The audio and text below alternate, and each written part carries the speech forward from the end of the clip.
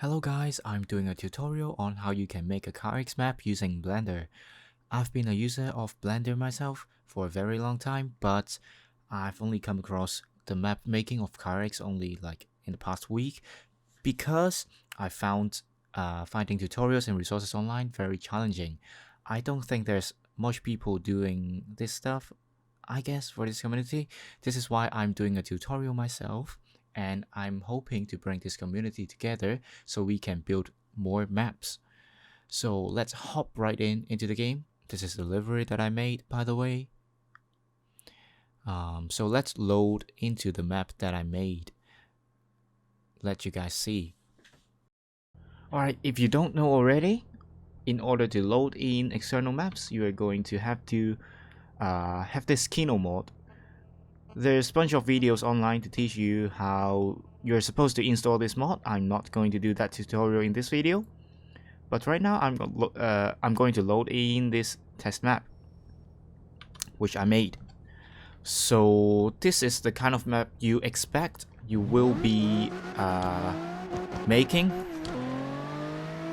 and I'm just gonna do a little demonstration on how this map looks when drifting.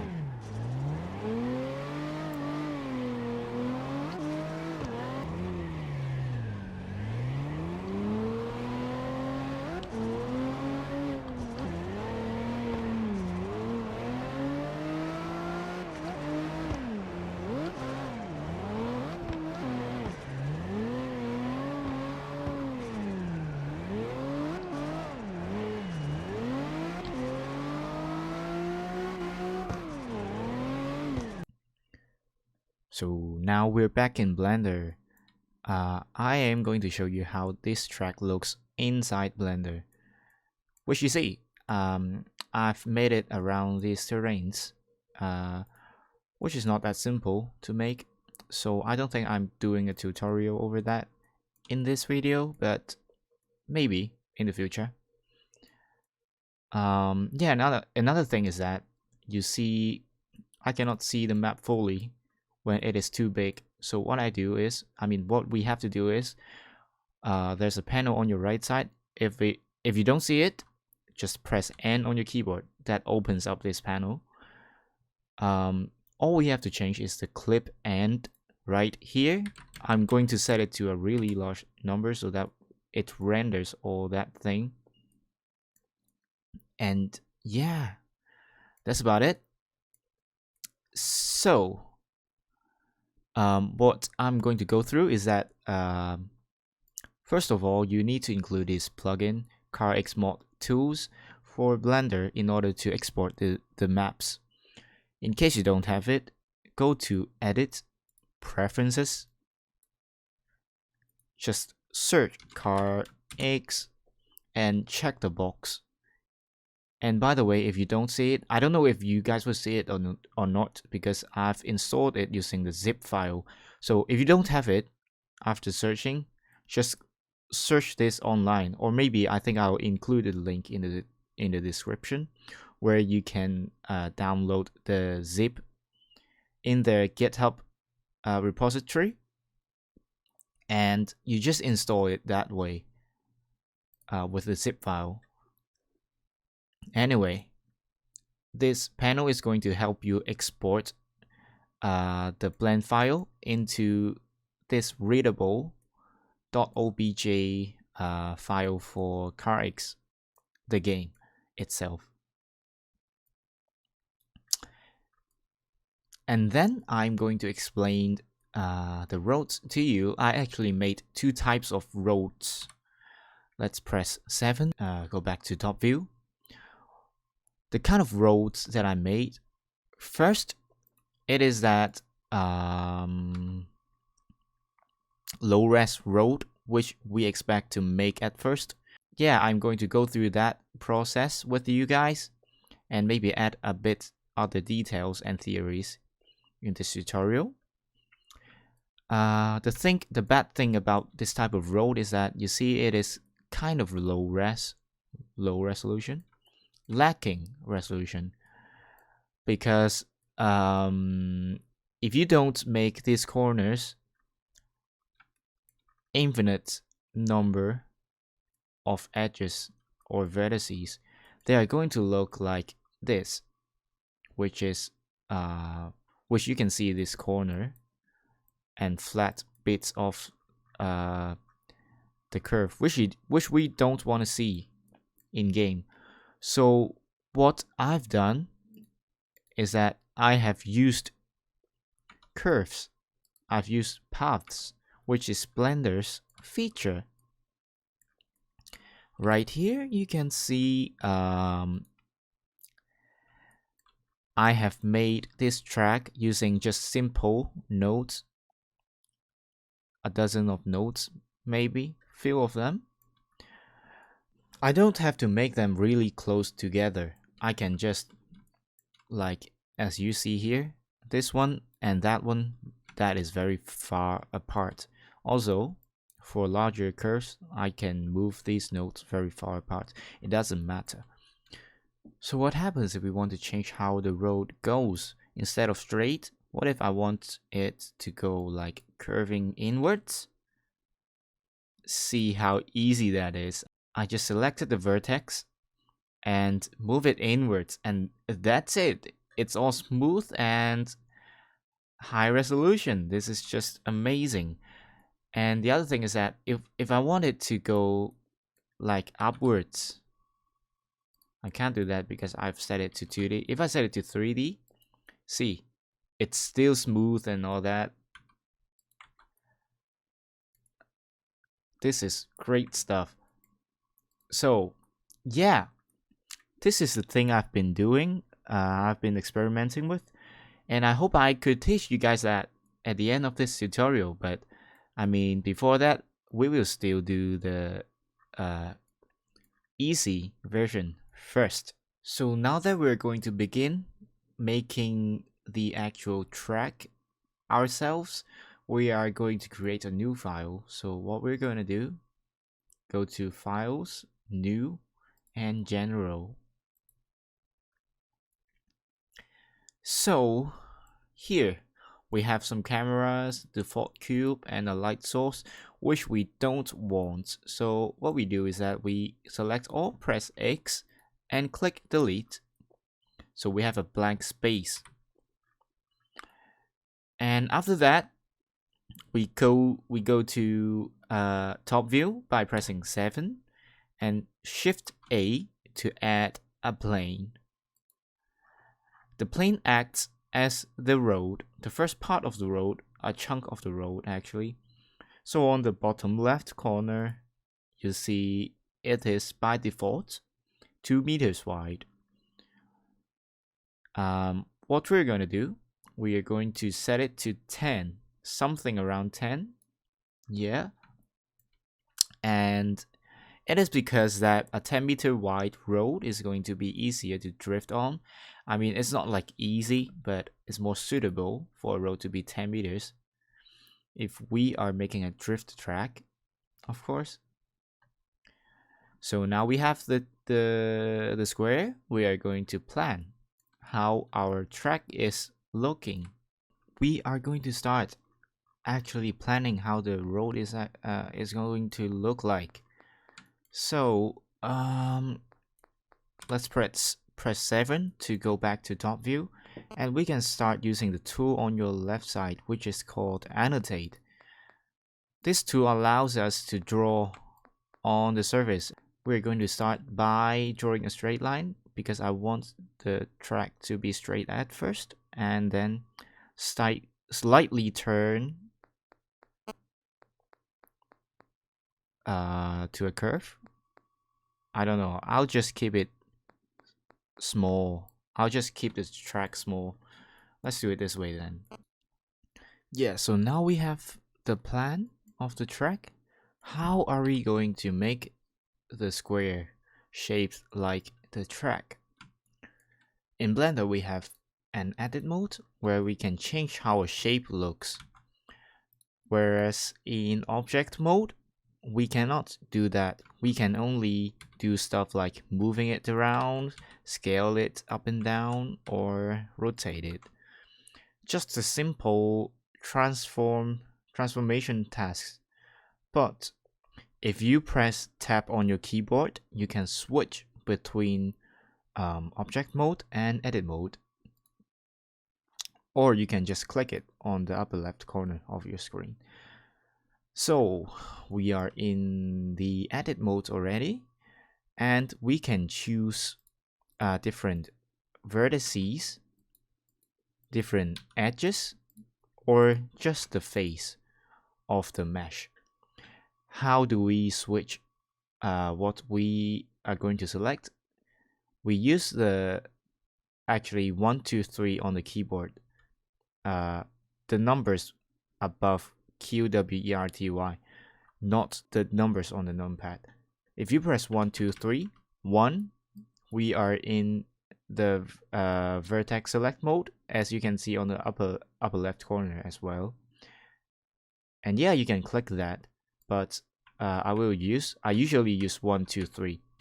Yeah, 1 is for selecting vertices, and 2 is for selecting edges. If I select both of the edges, I can move them around, and I can extrude them. If I press 3, I choose the face instead.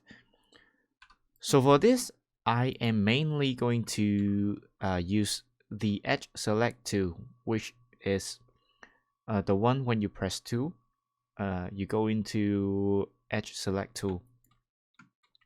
Once I'm in the edge select tool, what I do is I can either move it. I probably have done something wrong. Let me just Control Z. We're back at it. So go to this edge select tool and select the upper edge. What we're going to do is that we move it upwards or extrude it by pressing E. If we move it, we press G. I don't know, maybe we are going to move it. Yeah. So if we move it this way, you are going to realize that since we are able to move it freely, we can't guarantee that the road is perfectly straight. But what if we want that? Actually, you can press Y on your keyboard to fix the movement on the Y-axis. Same goes for every other actions, actually. Almost every other actions. Like extrude, rotate, this sort of stuff. So yeah, the X, Y, Z button on the keyboard does help you to fix the movement. Alright, so we've done it. We've just stopped at the beginning of the curve. And then what we're going to do is that we use this spin tool on the left hand side, as you see on the toolbar. If we press on the spin tool, we're going to see this circular type of thing that appears on the screen. There's like 2 plus knob where you can grab onto and spin the shape that you've chosen. If we spin it this way, since we've chosen the edge of the road right there, we are actually going to spin just the edge around the center here. So why is the center there? Can we move it? Actually, we can. We can move it this way, but there's other way we can do it more conveniently. Actually, this tool, what it does is that it spins the object that you selected around the center, which is by default where the cursor is located. So what if we change where the cursor is located? There's this hotkey where we can use, which is Shift right click. If you press Shift right click on your mouse, you are going to be setting where the cursor is located. Now I'm just going to set it this way so that we can make the curve smooth. And like, yeah, it seems like it's following our plan. So this is cool here. Yeah, I think that's it. On the bottom left, You can choose how many steps it takes. If you make it less, the resolution is going to be low. So when you load into the game, of course you're going to see these straight and corners there, since it is not smooth. It is not made of a high resolution mesh. It's just these few faces and lines merged together to form a curve. Whereas if you increase the step, you're going to make it, of course, a lot more smoother. But we're just going to stick with like something like 10, I think. Yeah, it's fine. So I'm not gonna talk about that in this tutorial. We just keep it this way, keep things this way. There's kind of a lot to explain about why I put the cursor that way, right there, and all the stuff about the curve. So this is why I am going to first teach you guys how to operate this spin tool so that we have smoother curve transitions. There is like two rules that I will introduce to you guys. The first one is that where the cursor should be placed should be collinear with the edge that you're working on. So now I am going to extend the edge. Let's say we're still working on that straight roads edge right there. As you can see, the cursor is going to be placed somewhere on that line. We should say that the normal is, the cursor should be placed on the normal of that line. And if we do it this way, you see all the transitions will be just smooth. If we don't do it that way, let's say we put it off that line, you will see these weird corners and kind of like swirl type of shape, which we don't want, and it looks terrible. And yeah, that is why we should place it on the line. And of course, we don't usually draw the line, we just imagine the line there.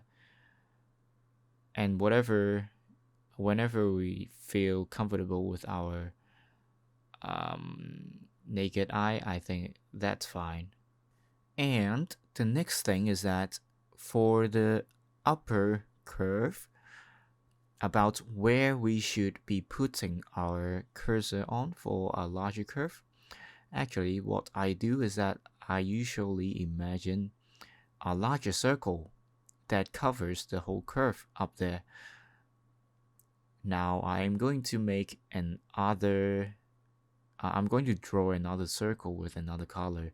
So it's not going to be perfect because I'm using a mouse and there's no tools to make a circle, but here we go.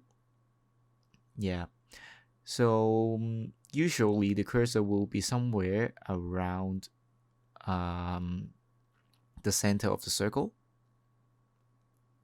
which you can imagine that the corner, the curve up there is going to be part of the circle. So let's select that edge there and then put the cursor in the circle, in the middle of the circle, and start spinning. As you can see, the transition is not that good, which is because I haven't put the cursor along that line, so it is not collinear that way. But we're going to draw it just the second time, just to demonstrate how we can make the transition go smoother. I'm doing voiceover, by the way, because my live attempt on the explanation was terrible. But yeah, if we place it on the line, as you see, every transition is going to be smooth enough. So let's just place it down there, and we see, I think the curve kind of follows through, so it is fine there. After this, we're just going to do the spinning without drawing guides. So we're going to do it roughly, but with good eyes, I think it will not be very hard. So I will fast forward the process.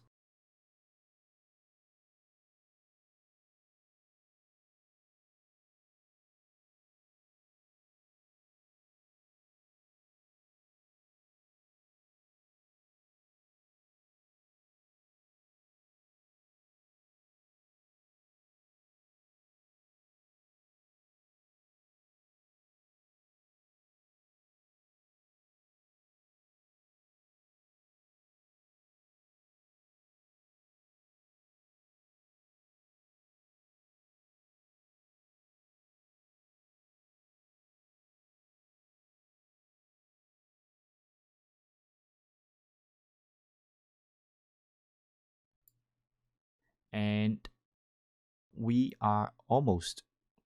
We can do a bit of adjustments, but yeah, we're there. We have reached the start of the track, and we can now actually link them together.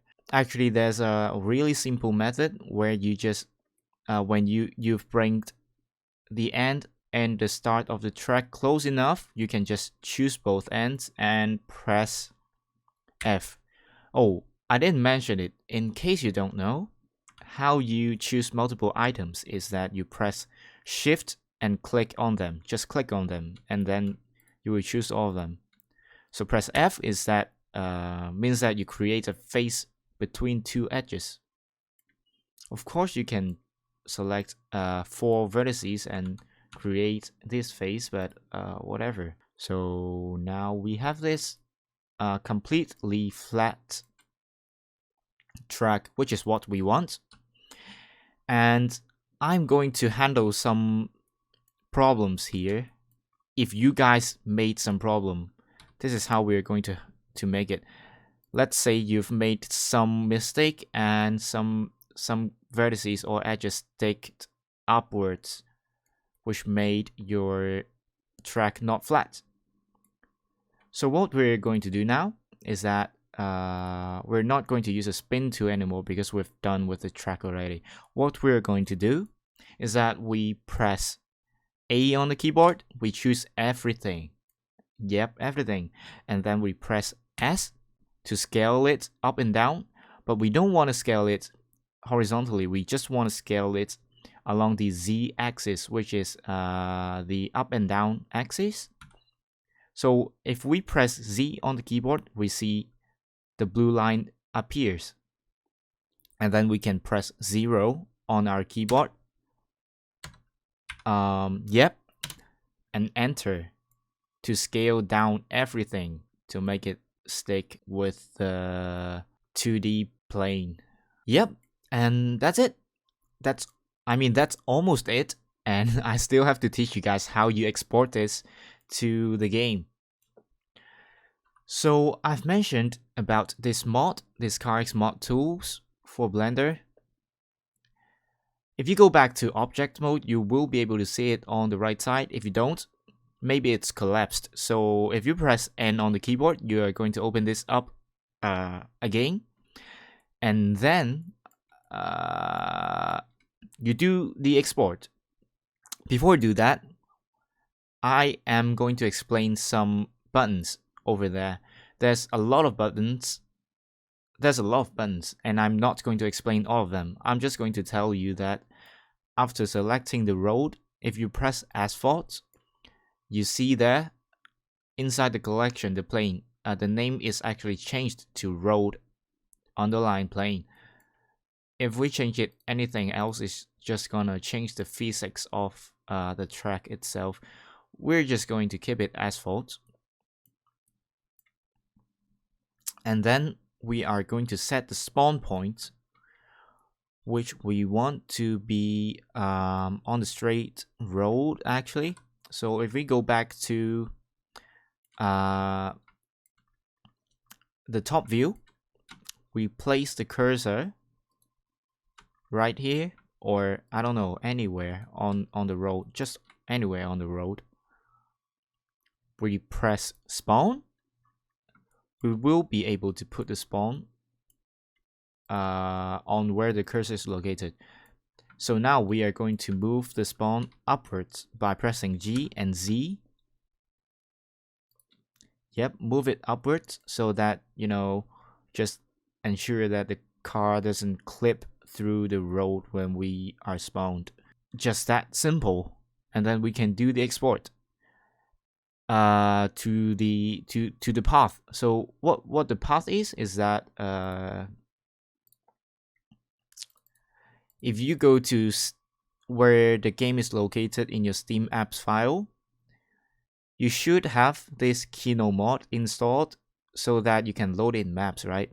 I mean, it is not the Kino mod folder, it is just the mod loader. And if you click plugins, KN base and maps, you have all the maps here, right here, if you have already. If you don't have, that's fine. We're going to create one, which is named tutorial, and then click inside the tutorial folder. This is going to be our export folder. And then we can click export map. And I think it's done. It's done. It's actually done because the map is too simple. Okay, whatever. We're just gonna go back into the game and load the map. Right on. And let's do a bit of test drive and see if our track is looking good.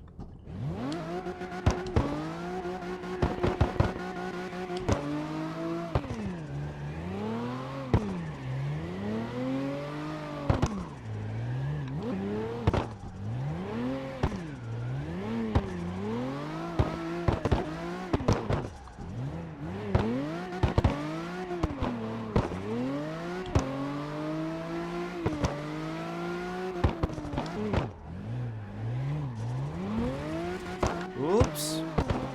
Yeah, let's do another lap.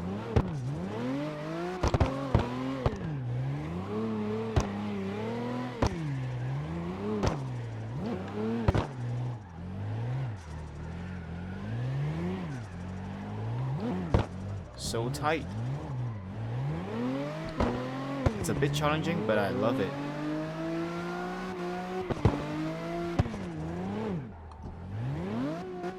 And oops. We need railings. So we're just sort of going to extrude the outer ring and the inner ring of the track to make it look like the railings.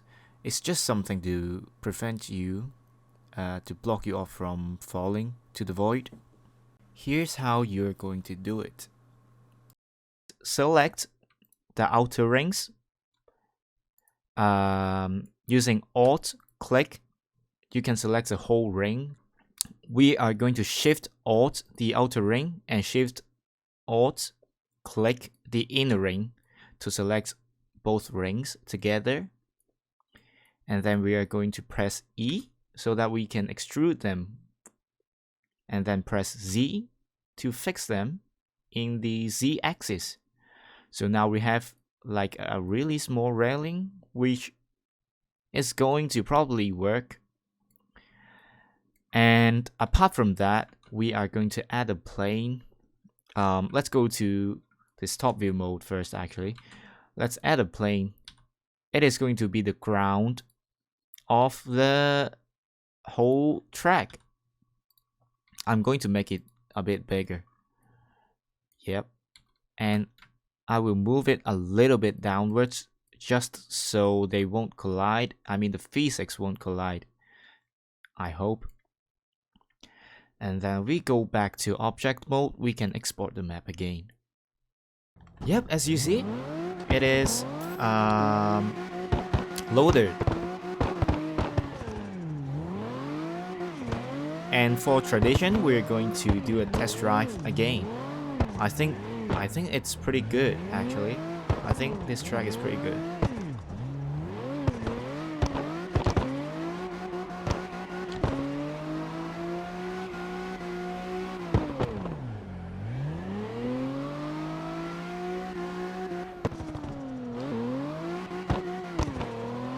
yeah.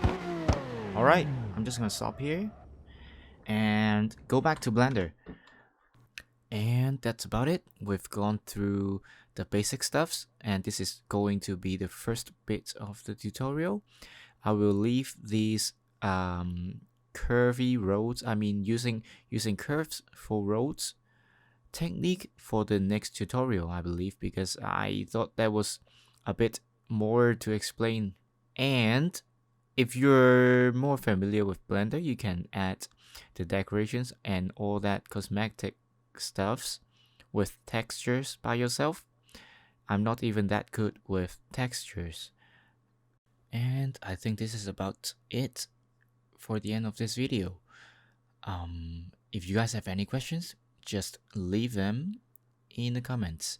I am really hoping that Blender map makers will come together and we can share skills and techniques. And this is why I think I am going to make a Discord server. It will be empty by the time I upload it, but I hope you guys join it after watching this video so that we can discuss about making maps. Maybe we can even collab. I don't know. I have really big project ideas. I can't wait to really make it with you guys. So, yeah, that's it. Bye.